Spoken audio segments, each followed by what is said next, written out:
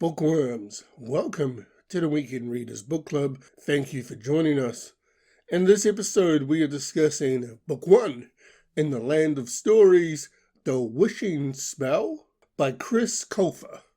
Now, as I said last episode, my oldest son, he was reading Percy Jackson. That's why I read Percy Jackson. But my younger son, he decided to pick up The Land of Stories, The Wishing Spell as his first full-on, big-ass novel to read. Limited pictures in this book, a lot of writing, and I was very impressed when he completed the book. So I was like, I'm actually going to pick up the book and read it, and then test out your knowledge to explain it to me, because he's on book 2 at the moment. So yeah, Land of Stories, The Wishing Spell by Chris Colfer. Here is my review and rant about the book.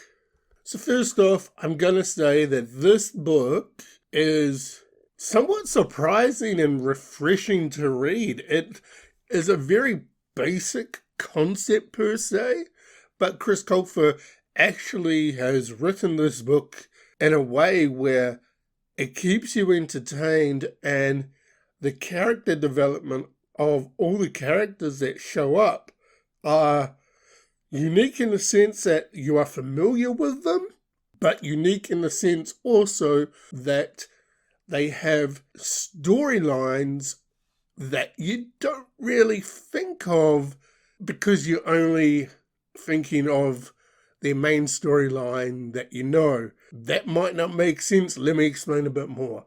So, two twins, they're the main characters in the... one set of twins, boy and a girl. They're the main set of characters in the book. Their father dies. They're a little bit sad. Their mum's working. She's never really around because there's bills to pay. Their grandmother comes, visits them, gives them a book. It's called The Land of Stories. Basically, it's a fairy tale book. Anywho, they find out on the off chance that the book is magic, and they fall into the book. So they then go into the Land of Stories, and they have to find a way to actually escape the Land of Stories to actually come back to real life humanity. Now, what's unique with book 1 of the Land of Stories, The Wishing Spell, in the Land of Stories, the additional characters that they meet are all fairy tale characters. We're talking Snow White, Cinderella, Prince Charming, basically all the Charming brothers that have married the princesses. We've got Rapunzel, we've got the evil queen in Snow White, we've got the huntsman, we've got all these characters jam-packed that the twins meet along their journey, because for them to come back to the human world, they have to collect 6 or 7 different objects along their way, combine them, and then they get like a wish granted per se. Along the journey in the book, the twins, although they irritate each other, they came to the realization that, at the end of the day, they are best friends. And there's a whole heap of other stuff that happens in the book, which I won't go into, because it will spoil the twists and turns that you learn along the way about who the twins actually are. To be honest, this book took me by surprise. I was expecting something, I'm not going to say silly, but very... Silly's the wrong word to use, right? But when you can expect a book and it's like... The target market for this is pretty sweet. Like 8, 10, 12-year-olds, depending on what, they're like when they're 12 and what they're into. But I'm like, this book held my attention as an adult. And in addition to that, I would say I got a lot more joy reading The Land of Stories than I did Percy Jackson. I'm just saying, like, if I was to compare both of them, I get Percy Jackson is a book targeted, and it's about Greek mythology and all that. But The Land of Stories, book 1, The Wishing Spell, has got all the princesses and princes and not nursery rhyme, the fairy tale characters Like, they even had Red Riding Hood and the wolves could talk, and they were just a pack of wolves trying to get back at Red Riding Hood because what Red Riding Hood did to their descendant back in the past, i.e. the big bad wolf. And I'm like, this is quite cool. This is a lot more enjoyable to read than Percy Jackson. But that's my opinion. You might have a different opinion. But overall, I really enjoyed The Land of Stories, The Wishing Spell, which is book 1 in the Land of Stories collection by Chris Colfer.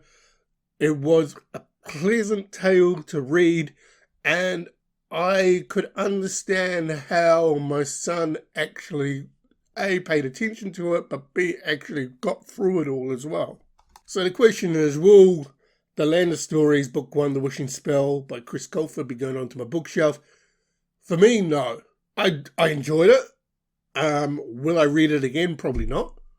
Will I potentially read book 2?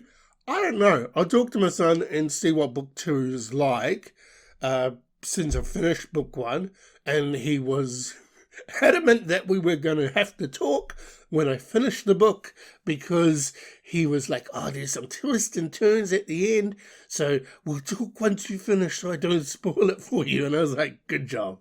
So yeah, not on my bookshelf. However, I mean, my 8-year-old really enjoyed it. So yeah, it's something that may be worthwhile for your kids to read if they're that way inclined. But yeah, enjoyable read anyway. So Bookworms, as accustomed here for the Weekend Readers Book Club, as one book closes, another book has to open. And Bookworms, we can confirm that the next read is The Testaments by Margaret Atwood. Yes, earlier this year, we read The Handmaid's Tale.